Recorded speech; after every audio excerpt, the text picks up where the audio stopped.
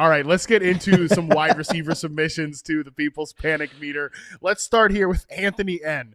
I'm pretty sure this is the third week in a row with a Justin Jefferson submission.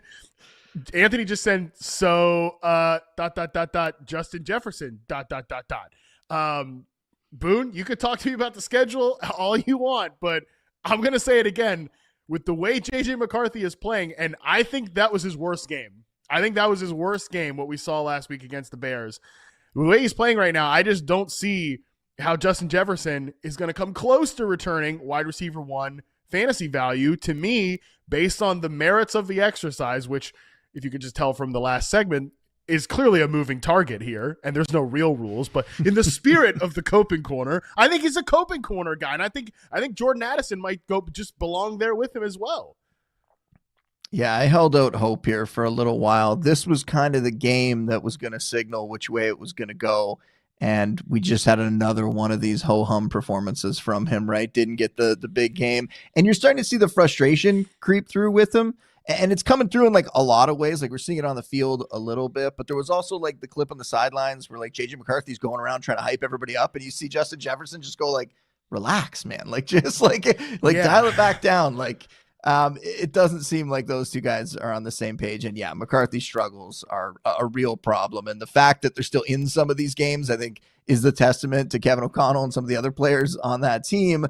But I thought Kevin O'Connell would be enough to get McCarthy there this season, and it's not happening. And I still believe that, yes, in the fantasy playoffs, you look at the schedule from week 14 to week 17. I have to say it again here, Harmon. Commanders, Cowboys, Giants, Lions. There are going to be games in there where we see these Vikings receivers produce, and yet I'm with you. I think he's got to go in the Coping Corner. The next 2 weeks here, the matchups are going to be very tough. I'm pretty sure it's Packers and Seahawks over the next 2 games. So it's only going to get worse. And if it gets better, it's going to have to get worse first. And maybe it won't even get better down the stretch there with those matchups that the people watching are seeing on the screen.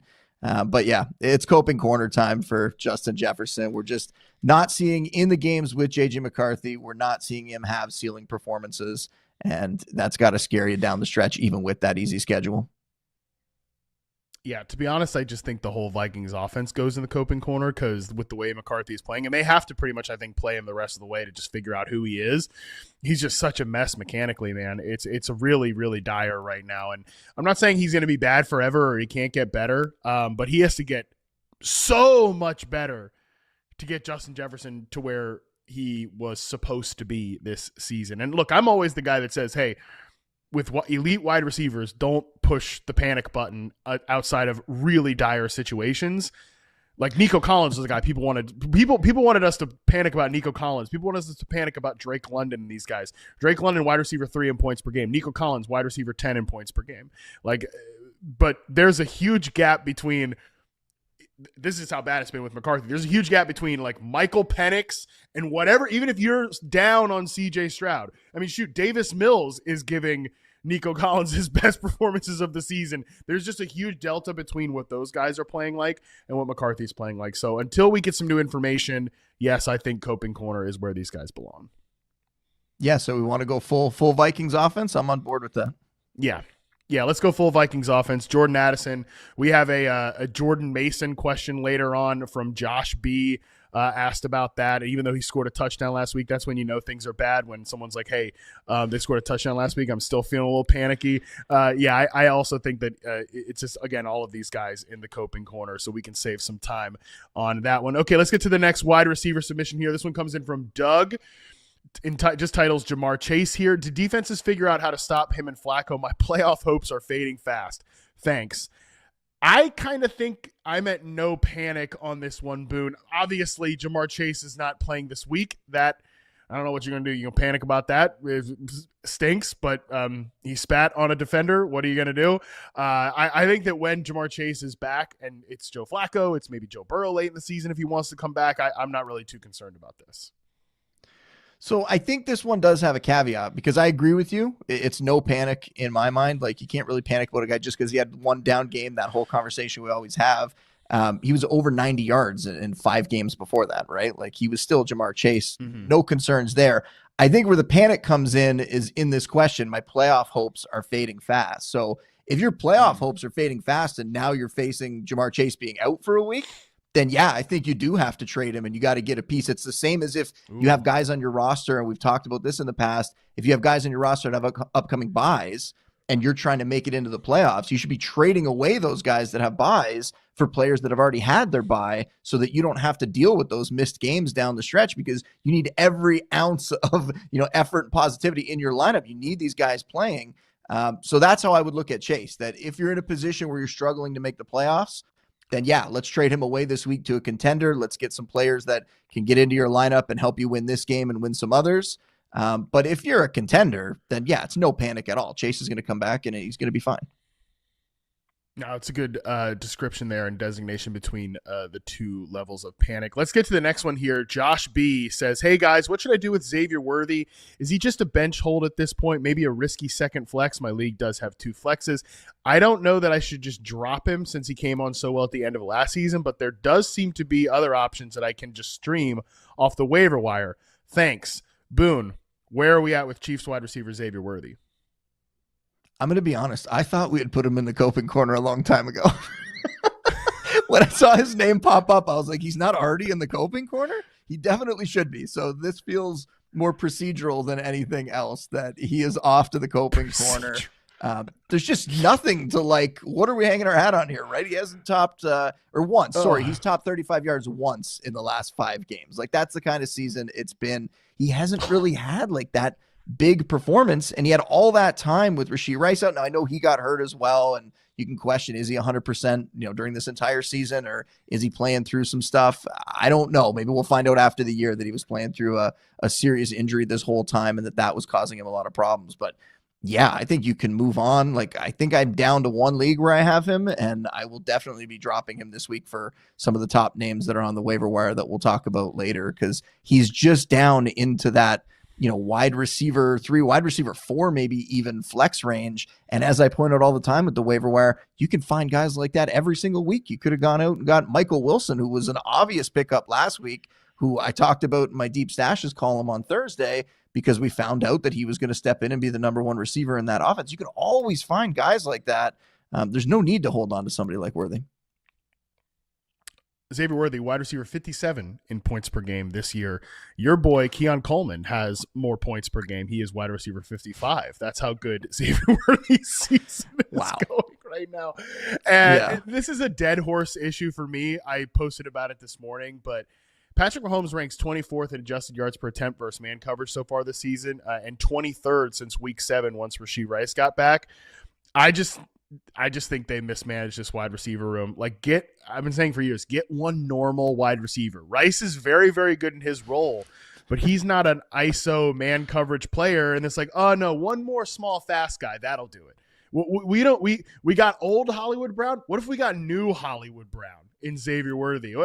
Jalen Royals, another, he's kind of bigger, but still another fast guy in the 4th round.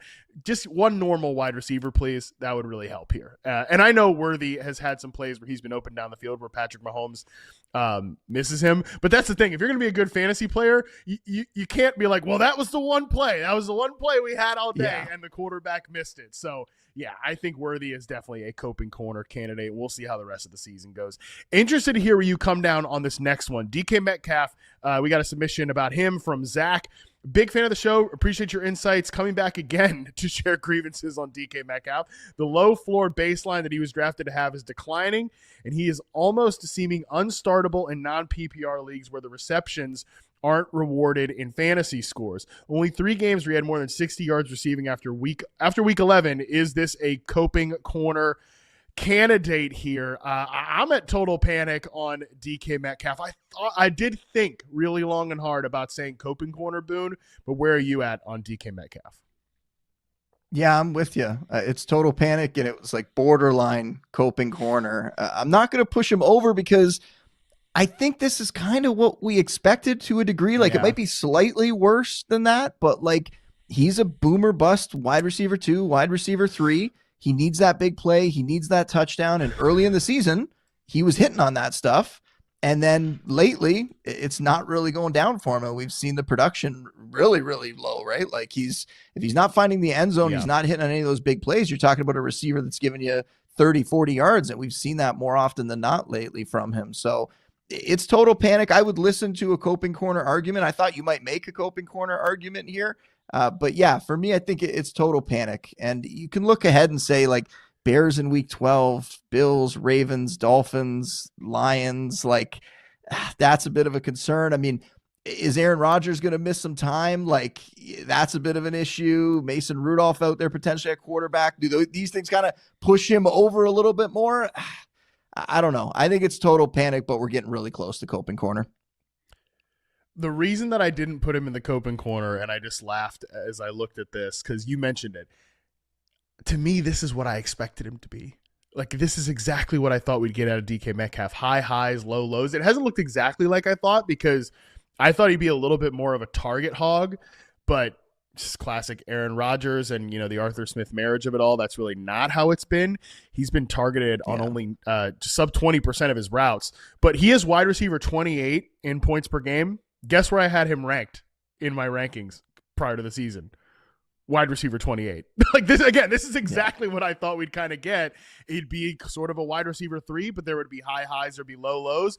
And at some point here in the next few weeks, Bears this week, Bills week 13, Dolphins week 15, like, there's going to be moments where he has a big game, but you're just not going to be able to say, oh, it's happening here. It's happening this week. I just think that journey with him is going to be a little bit rocky.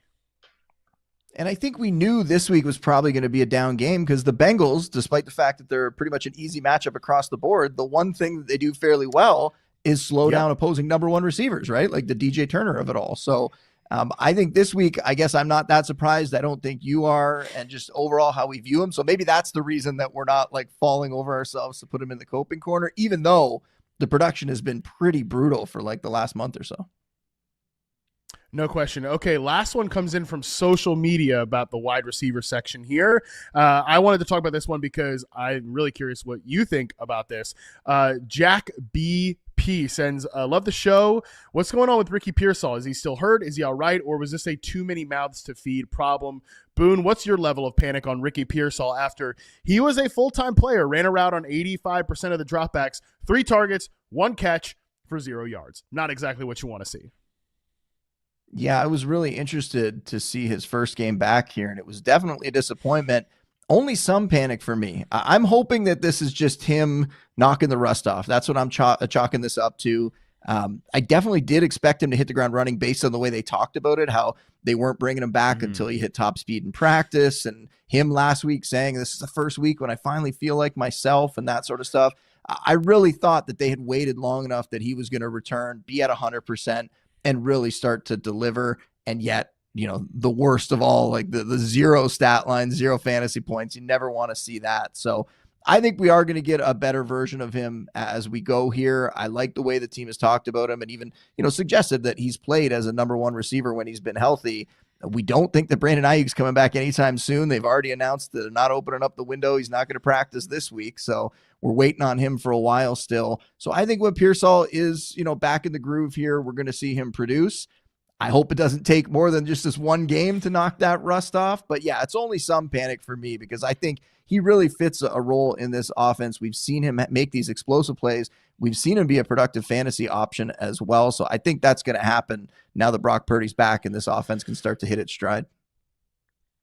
Yeah. And of course he was a full-time player. That doesn't mean that he is fully good to go or that they didn't have some limitations on him. Obviously they were pretty sure he was going to play this week, but it wasn't 100% locked in until later in the week. So they probably had some level of a game plan without him. And look, I'm obviously a Ricky Pearsall guy. So you can take all of this with a grain of salt, but certainly the Ricky Pearsall, apparently Ricky Pearsall has a lot of haters. I found this out, but they're out there victory lapping about how he'll never out target any of these other guys in this offense. So we'll see if that ends up being true over the course of the season, but it wasn't as if anyone really had a blow up game from a yardage perspective in this 49ers offense because they didn't really need to do it. I mean, George Kittle leads the way with 67 receiving yards. Juwan Jennings has 54, Christian McCaffrey has 40, and then, everybody else just kind of picks up the slack here. So you, of course, want to see more than 0, so I am also at some panic. I'm not saying no panic after literally 0 receiving yards. But I also think that there was a couple missed opportunities between him and Purdy where the protection got disrupted right as he was coming open on routes. You also saw him being used mostly as an outside receiver to kind of open up space for players downfield. So I think there will be a moment for Ricky Pearsall where he has a big game here. I'm not freaking out about it, but some level of panic after literally 0 receiving yards. Well, and we joked last week specifically about Pearsall because you dropped him in the office league, and I went and picked him up, and I thought I was getting this great pickup. You were kind of forced to drop him based on what was going on in your roster and having that crunch. And I got him thinking, oh man, I totally got a steal off the waiver wire here. I even bid up to get him. I didn't know it was going to be a sabotage drop here, Harmon. You might be sabotaging my team by letting me get Ricky Pearsall. This is terrible. Yeah, it was all a hoax. The Ricky Pearsall hype, the Ricky Pearsall route chart, it was all a hoax just to sabotage drop him and get Justin Boone to pick him up in the middle of a league in which I am fighting tooth and nail every single week to just even stay relevant. So it's all been a hoax. You've uncovered it. Congratulations, Boone. You got me on that one. No. So we'll see what Pearsall does. Week 12 matchup against the Carolina Panthers. There should be some opportunities for the 49ers offense to continue to roll.